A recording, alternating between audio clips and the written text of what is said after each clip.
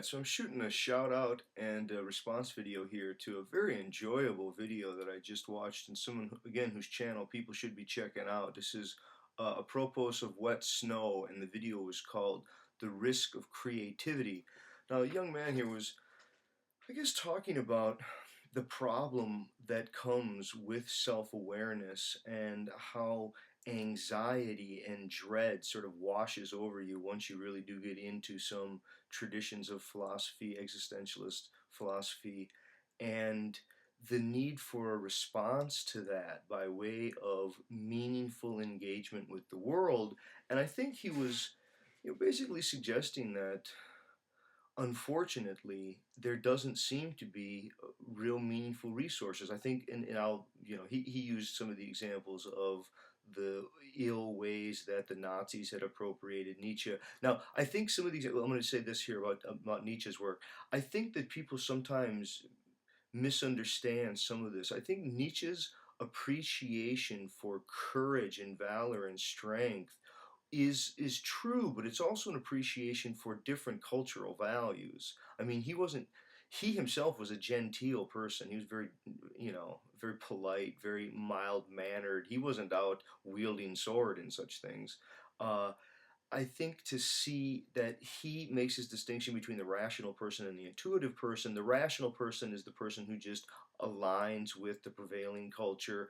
The intuitive person is able to smash categories and more playfully engage in the world, and that itself is a risk. But it doesn't necessarily mean doing acts of daring do. It doesn't mean risking your life. I think it does mean contemplating on contemplating your death and using your death as a grounding stone for decisions. Yeah, because you're going to die, there is reason to act on certain things now because you can't postpone your decisions indefinitely, right? That's so much what part of that is. Now, I guess it's partly a shameless, exciting self-promotion about my page proofs, galley proofs for my forthcoming book called Sources of Significance. I mean, I just got those and I just sent those off. It should be out, I think, in September. It's, I think, available right now. But I think some of these concerns that he's raising, I would say it this way, that there are at least three different strategies that people take to try to bring relevance into their lives in light of recognizing that they're going to die. Now, one strategy could be called a kind of, this is the religious dogma, sort of opiate of the masses, where people just by fiat believe that they don't die. They become involved in some sort of religious dogma that preaches immortality of the soul and all this kind of stuff, and their life becomes a kind of a lie that they just live out. Um, then there is the person who maybe becomes a secular humanist but brings meaning to their life by doing a stab and grab for the their nation or for their corporation or for their flag, and they willingly harm others. Now, they may even join a military and you shoot other people in the name of a country. uh, that brings great meaning to their lives. I mean, if you go do interviews with people about their experiences during the Second World War or during wars, it often brings great relevance. Was it nothing invigorates a man to be shot at with no effect? I mean, there is something about the excitement and the relevance of feeling like what you're doing could make a difference. And that there is Eric Hoffer's work is probably the best resource there of how many people with a spoiled sense of self, that is, who have an angst they can't get rid of, they end up joining the holy cause, the war machine, some ism.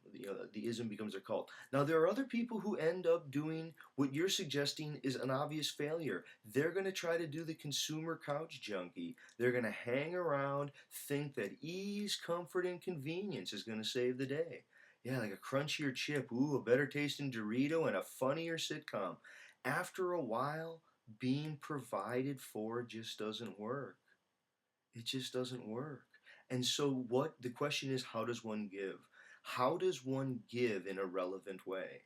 Well, I mean, I guess I would say that the possibility that is addressed in there that sort of comes out is what I'm calling ritual mortification. Ritual mortification is to try to simultaneously do good beauty in the world while bringing no harm. Let the harm come from nature's hardships, right? If one is a sort of homicidal sacrifice where you go kill other people for your own benefit, then there's the suicidal sacrifice where you go strap on a bomb in the war, uh, marching in group with others, and you go and in some way take out yourself as you take out others. But then there is ritual mortification, which is a kind of sacrifice of self by living a dying life. And you try to bring beauty in everyday things, everyday conversation.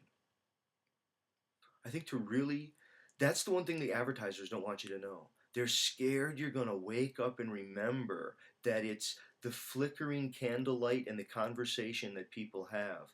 The thought that there are more and more people buying more and more technologies to get more information about all this stuff, and what they're really paying for oftentimes is to hear other people speak or to hear the words that come out of other people's mouths, where they should be cultivating the capacity to be storytellers and speakers, people who can create interesting, fun things to think about, and that once they're produced, there's zero post-production cost. Think of it, a movie has all this stuff you got to make, sets, design, all this garbage in the wake. Speech leaves no garbage in the wake. Now, I think this question about, well, how does it become relevant? I mean, I think one has to see it as a kind of a gift to to the world. And I mean, I think if you really do see your work, and I mean, it could be all kinds of things. I just want to share this line here. This is from Becker, and I think he's putting this to Pascal, but he says, uh, "Lord, help me do great things as though they were little, since I do them with your powers. Help me do little things as though they were great, because I do them in your name." Again, it's a somewhat religious statement, but I think the aspect that we could latch onto while you prune it from some of the dogma there is that you are you are a place of the self-aware cosmos. You are a place of everything that has ever been and ever will be. And there is much beauty around us. We can resonate that with that. The question is, what have you done today? Have you created a poem? Have you danced a dance? Have you given the hug you know you should? Have you said the things that needed to be said? Did you have the courage to say the things that need to be said? Courage isn't about risking your bike in heavy traffic. It's about being honest with oneself. There's a great line by Wittgenstein where he says, "Courage is always original."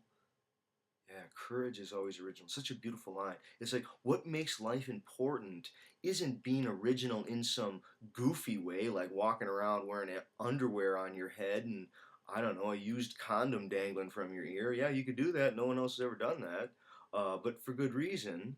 I think the things that you'd want people to do is to be original in their sense of courageously meeting life's mundane challenges in heroic ways. How about the courage to need little?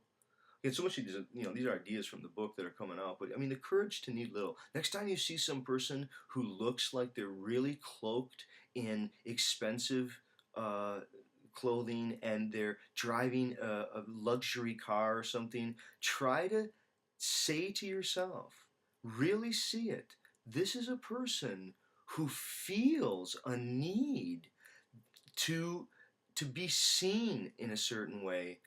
They're lacking a kind of courage. It takes real courage, and it's a beautiful courage to accept that you are an animal who is going to die, and yet, despite being an animal who's going to die, is right now tasting the tastiest fruit there is. It's the eternal that comes through conversation, the word, the logos. We are sort of sub divinities who can range over all spaces and times by way of the word. It's a sacred event. Life is sacred, but language is the place where sacredness becomes self conscious. You're part of that. It's already beautiful. Enjoy it. Okay, hey, thanks. Great video.